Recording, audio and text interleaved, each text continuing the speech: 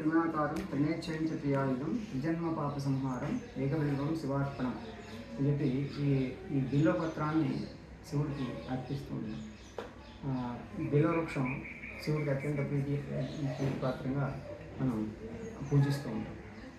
అయితే బిల్వ ఫలాలు ఇంత పెద్దగా పండుతాయి, ఇది గొప్ప ఔషధము, పండ్లలోనే మహా గొప్ప దివ్యమైనటువంటి పండు అనేటువంటి విషయం చాలామందికి తెలియదు. సో ఇది ఎన్నో ఔషధ గుణాలైనటువంటి పండు. అయితే బిల్వ ఫలాల్ని మనం పండించాలంటే బిల్వ చెట్లని పెంచాలి. సో అందరూ కూడా మారేడు చెట్లు పెంచడం అనేటువంటిది పోయింది, అంటే మామూలు చెట్లే పెంచడం మానేశారు. కాబట్టి అన్ని రకాల చెట్లను పెంచుతూ మనకి రావి, వేప, అలాగే బిల్వం, పారిజాతం ఇవన్నీ చాలా దివ్య ఔషధాలు. సో వాటిల్లో మనం బిల్వం చూసుకుంటే ఇందులో చాలా రకాలు ఉన్నాయి. ఏకబిల్వం, త్రిదళం, అలాగే మహాబిల్వం అని చెప్పి. సో ఈ త్రిదళంలోనే మళ్ళా కొన్ని రకాలు ఉన్నాయి. సో ఆ రకాల్లో కొన్ని చిన్న మారేడు పళ్ళు వస్తాయి, ఈ సైజు మారేడు పళ్ళు, కొన్ని పెద్ద పళ్ళు వస్తాయి. జనరల్గా హిమాలయ ప్రాంతాల్లో ఎక్కువ పండుతూ ఉంటాయి. సో అయితే అన్ని చోట్ల చెట్లను పెంచితే అవి ఫలాలను ఇస్తాయి. సో అలా మన మానవతా ఆశ్రమంలో మానవతా విశ్వవిద్యాలయంలో ఈ పండుని తీసుకొచ్చాను ఇప్పుడు. సో ఇది మనం కోసేది కాదు, చెట్టు నుంచి ఫలాన్ని మనకి ఇస్తుందన్నమాట. సో కాబట్టి చెట్టుని టచ్ చేసేయని అవసరం కూడా లేదు, చెట్టు నుంచే డైరెక్ట్గా ఫలం అయిపోయిన తర్వాత అలా రాలినటువంటి పండు తింటే ఒక అద్భుతమైనటువంటి శక్తి మనలోకి వస్తుంది అన్నమాట.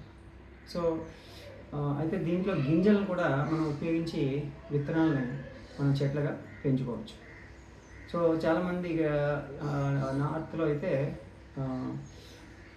హిమాలయ ప్రాంతాల్లో, హరిద్వార్ ప్లేస్లో దీన్ని జ్యూస్గా తాగుతూ ఉంటారు. దీన్ని అంతటినీ మిక్స్ జ్యూస్గా చేస్తూ ఉంటారు.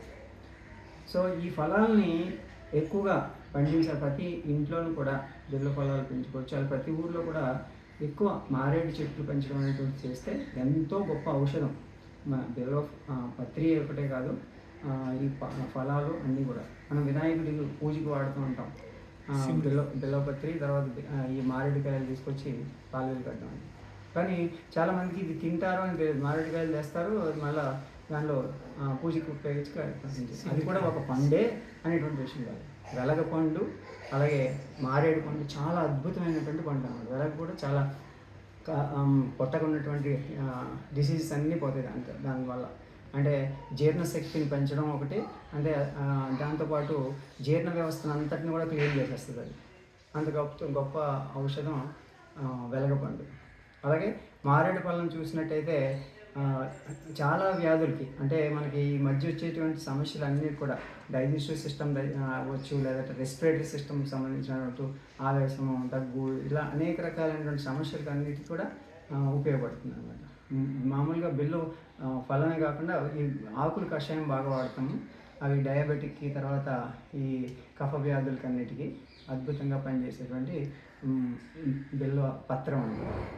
ఓకే, ఇది మనం ముట్టుకుంటేనే మనకు ఆ యొక్క శక్తి మనకి వస్తూ ఉంటుంది. సో దాని యొక్క ఔషధ గుణాలన్నీ కూడా మనకి హెల్ప్ చేస్తూ ఉంటాయి. అది మారేడు చెట్టు ఉంటే చాలు దాని చుట్టూ. అలాగే తులసి చెట్టు ఎలా అయితే చుట్టూ తిరుగుతామో మనం టచ్ చేయాల్సిన అవసరం కూడా లేదు, దానికి వచ్చేటువంటి ఔషధ గుణాలు మనకి పనిచేస్తాయి. సో మారేడు చెట్టు ఎటువంటి ఆ యొక్క వాసన మనకి బాగా పనిచేస్తుంది అన్నమాట, ఆ గాలి ఆ చెట్టు ఉన్న ప్రాంతం.